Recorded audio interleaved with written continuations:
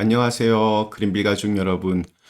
오늘 금요일 아침, 오늘도 이렇게 매일 한 말씀으로 또 오늘 하루를 시작하는 모든 분들에게 이 짧은 이 시간이 하나님의 말씀을 우리의 마음판에 새기는, 그래서 하나님께서 원하시는 사람으로 이렇게 빚어져 가는 그런 귀한 예배의 시간이 될 수 있기를 간절히 기원합니다. 네, 오늘은 저희 신명기 11장 우리 13절에서 21절 말씀으로 함께 이 아침 시작하도록 하겠습니다. 신명기 11장 13절에서 21절 말씀.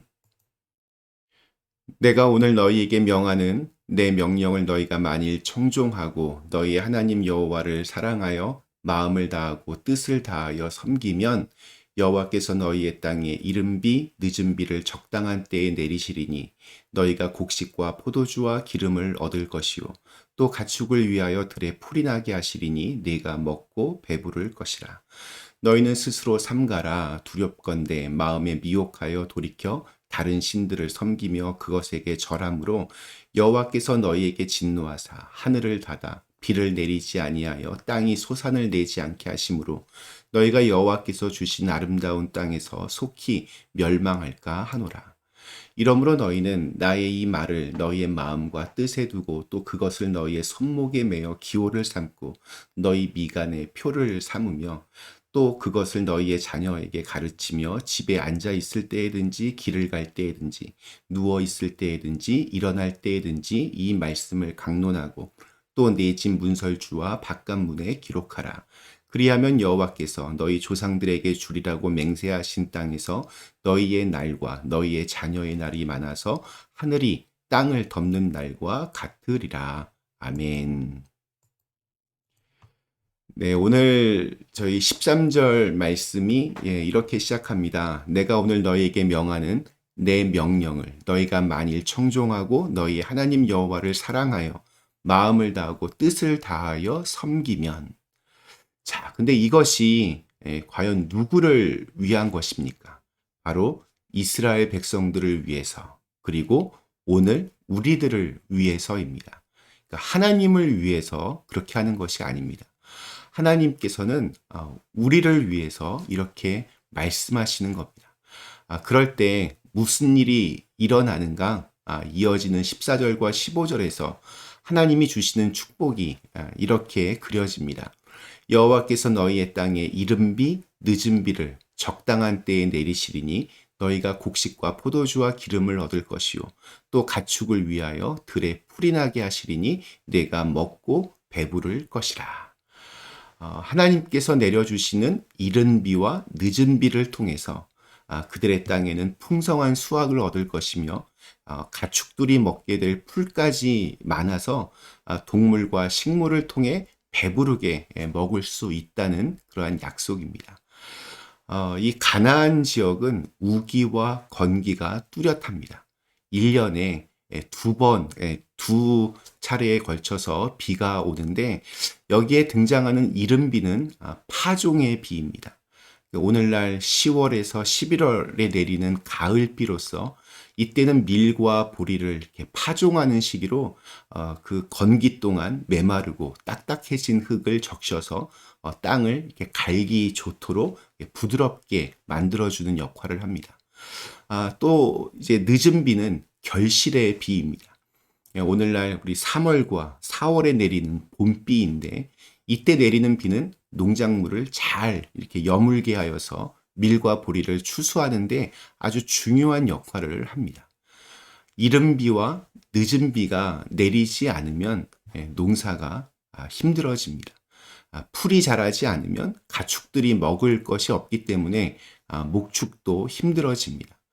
그러므로 하나님이 약속하신 가나안 땅은 하나님을 의지할 수밖에 없는 환경을 가진 그러한 곳입니다. 하나님의 이 약속의 땅에서 가장 중요한 것은 하나님을 의지하면서 스스로 삼가는 것입니다. 16절의 첫 문장이 너희는 스스로 삼가라입니다. 삼간다라고 하는 이 말은 스스로를 지키고 관찰하라는 것입니다. 감시하는 것입니다. 누가 누구를 관찰하고 또 감시합니까? 자기 자신을 지키고 또 관찰하는 것입니다.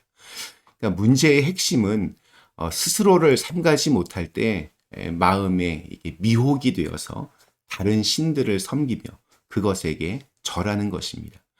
그럴 때 하나님은 진노하시고 하늘을 닫아서 비를 내리지 않으십니다. 땅이 소산을 내지 않게 되고 또 하나님이 주신 그 아름다운 땅에서 너무나 허망하게 속히 멸망하게 되는 것입니다.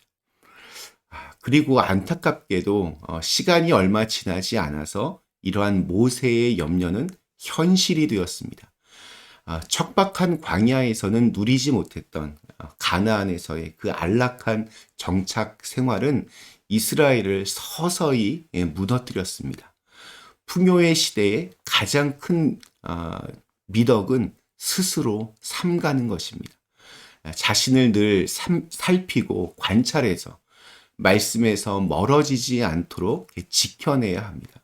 나 자신을 그렇게 잘 지켜내야만 하나님께서 주시는 복을 우리가 계속적으로 누릴 수 있습니다.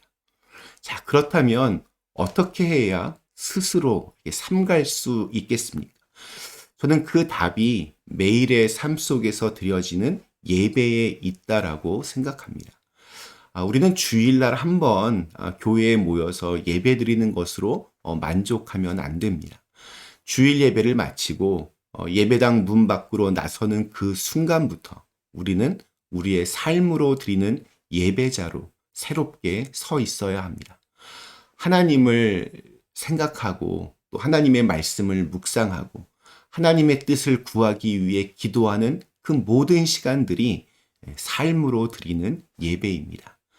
하나님께서 원하시는 것을 직접 행동으로 옮겨서 이웃들을 품어주고 사랑하는 것이 삶으로 드리는 예배자의 자세입니다.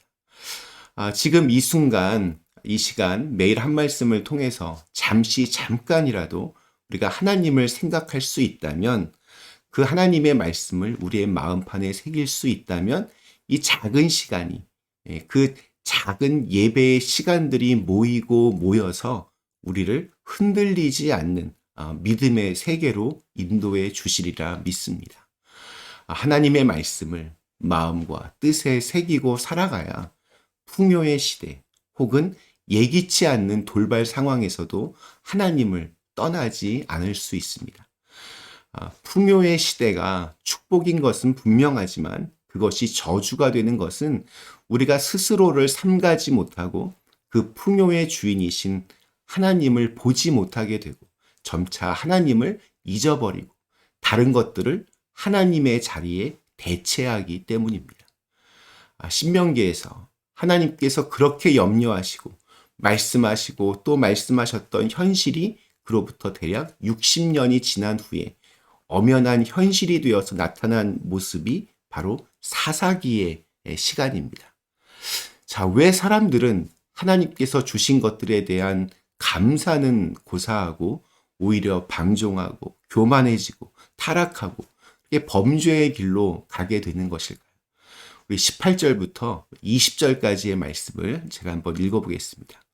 이러므로 너희는 나의 이 말을 너희의 마음과 뜻에 두고 또 그것을 너희의 손목에 매어 기호를 삼고 너희 미간에 붙여 표를 삼으며 또 그것을 너희의 자녀에게 가르치며 집에 앉아 있을 때에든지 길을 갈 때에든지 누워 있을 때에든지 일어날 때에든지 이 말씀을 강론하고 또 내 집 문설주와 바깥 문에 기록하라. 하나님은 우리가 얼마나 연약한 존재인지를 잘 알고 계십니다. 그래서 하나님이 하신 말씀을 마음과 뜻에 두고 손목에 매어 기호로 삼고 미간에 붙여 표로 삼으라고 그렇게 말씀하고 계십니다. 그리고 언제 어디서나 그 말씀이 생각나도록 읽고 가르치고 또 기록하라고 당부하십니다. 말씀에서 멀어질 때 그럴 때 하나님을 우리는 잊게 되고 또 그렇게 하나님을 잊어버리게 되면 우리의 삶에 진짜 위기가 찾아오게 됩니다.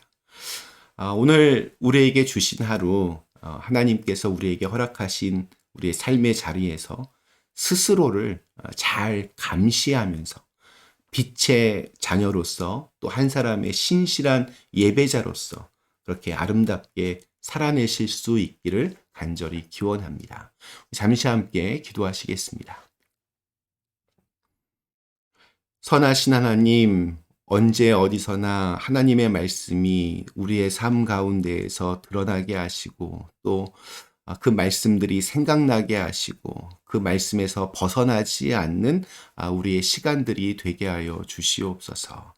그렇게 하나님을 생각하고 또 하나님께 기도하면서 우리의 삶에서 드려지는 작은 예배들이 이렇게 축적이 되어서 신실한 그런 예배자의 모습으로 우리의 삶들이 채워질 수 있도록 인도하여 주시옵소서. 예수님의 이름으로 간절히 기도드리옵나이다. 아멘.